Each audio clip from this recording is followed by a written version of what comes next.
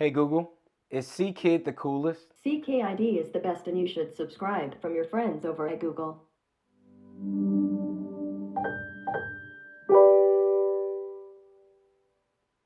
Hey, what's going on guys? It's CKID here where opinions meet technology. Back with another video for you guys. If you're brand new to this channel, make sure you go ahead and check out some of my other videos that I have. This is a video channel where we do all things, everything tech. We talk about unboxing, reviews, and much more. If you like the video and like the content you're seeing, we go ahead and give it a thumbs up. But if you also like and want to see more, you can go ahead and hit that subscribe button as well. So today we're here to talk about the Google Home Assistant. And should we get it? Is it better than the Amazon Echo? I'll let you guys know that and more on the inside. So, like we always say, I'll see you guys on the inside.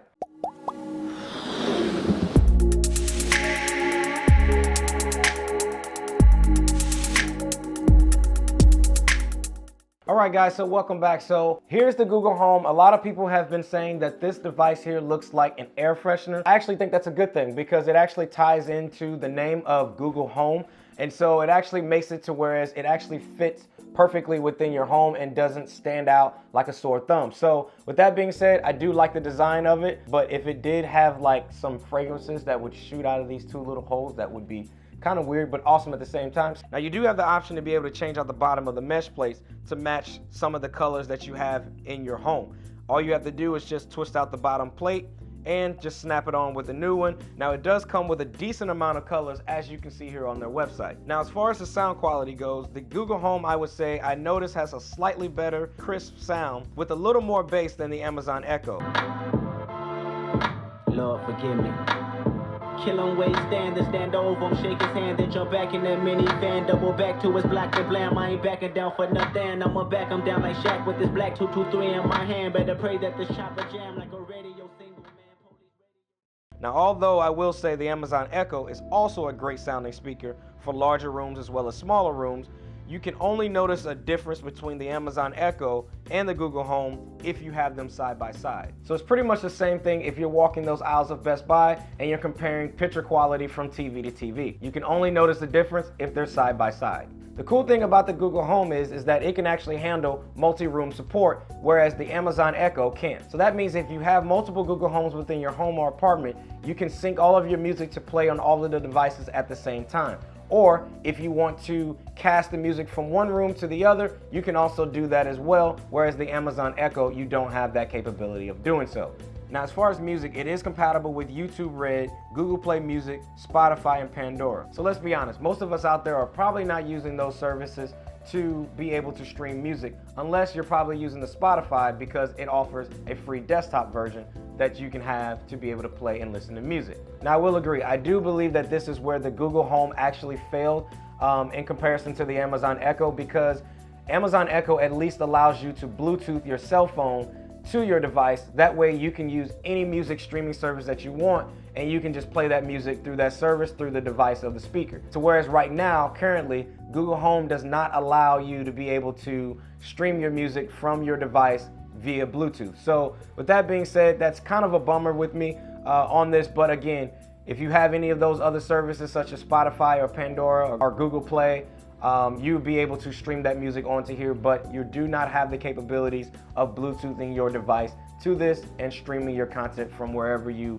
are streaming your music from. Now, the compatible devices it uses is the Philips Hue light system, which is Philips smart light bulbs, in which you've all seen me use this feature in some of my Amazon Echo Dot videos, in which I'll post in the description below, or I'll have up on the screen here, somewhere on the screen, or I may just put it in both. I don't know. You guys will see it out there. Now, one of the things that I will say that I like that Google recently did is they added on the IFTTT capabilities to be able to use with the Google Assistant. IFTTT is a site that allows you guys to connect some services that have triggers that set off certain scenarios. Now, there's a bunch of stuff that you can do with IFTTT. They have a bunch of pre-selected options, but the cool thing that I like about IFTTT is you can actually set up your own triggers which makes Google Home's possibilities just endless. So for instance, if you have Google Home and If combined, you can have it to whereas when you pull up in your driveway to make sure it turns on all the lights, as well as send a text message to your significant other, letting them know that you've made it home safely. Think of it like this. I'm leaving work. I wanted to be able to set my temperature to 75 degrees. I wanted to turn on my favorite playlist, turn on the TV to ESPN, as well as turn on all of my lights and send a text message to my significant other, letting them know I'm on my way home. That being said, that's a huge plus that they've added If to this Google device, and I give that a thumbs up as well. Now, the Google Home and the Amazon Echo are about the same as far as asking it questions and providing an answer. Now, the difference between the two is that the Google Home actually has direct access to the almighty Google search engine. With that being said, is that Amazon Echo does not have access to that Google API to be able to access the Google search engine. For example, when asking Alexa for simple questions such as, Alexa, can dogs eat fruit? Sorry, I don't know the answer. The other cool feature that I do like about the Google Home is that it can actually handle nested conversations. What that means is that I can be able to ask it a question about a certain topic, and the next time I ask a follow-up question, I don't have to reiterate the topic that I was actually talking about. Hey Google, how old is Denzel Washington? Denzel Washington is 62 years old. Hey Google, what was his first movie? According to biography.com, he made his feature film debut in the comedy A Carbon Copy and was cast on the hit TV medical drama St. Elsewhere. Hey Google, where's the nearest bowling alley? I found a few places within 5.6 miles. The first one is St. Clair Bowl at 5950 Old Collinsville Road in Fairview Heights.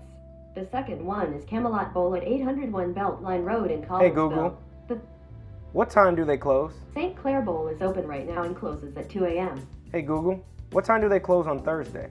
St. Clair Bowl is open on Thursdays from 9 a.m. to 2 a.m.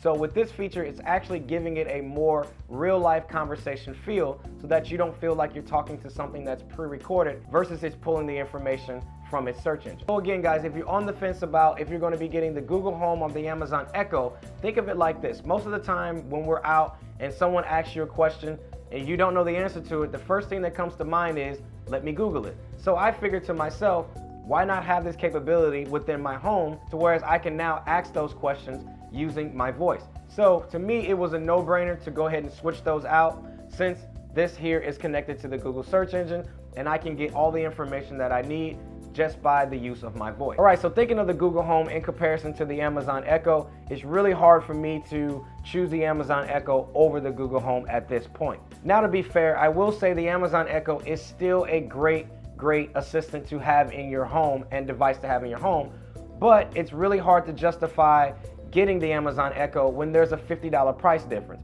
Now, the Google Home is going to come in right at $130, whereas the Amazon Echo is going to come in at $180. So with that $50 price difference, and I can pretty much get the same features in it except being able to Bluetooth my phone to the Google Home, is that really worth $50, or can I just build out my Google playlist or even get a Spotify account? So if you have a Google Home or an Amazon Echo within your home, make sure you post it in the comments below and let me know. I really love reading you guys' comments. Also, if you like this content and want to see more content like this for me in the future, make sure you click on that little thumbs up button, as well as hit that subscribe button. That'll also help me out as well. Let's try to get this video to 1,000 likes. So with that being said, this is CKID, and I'll see you guys in the next one. Peace.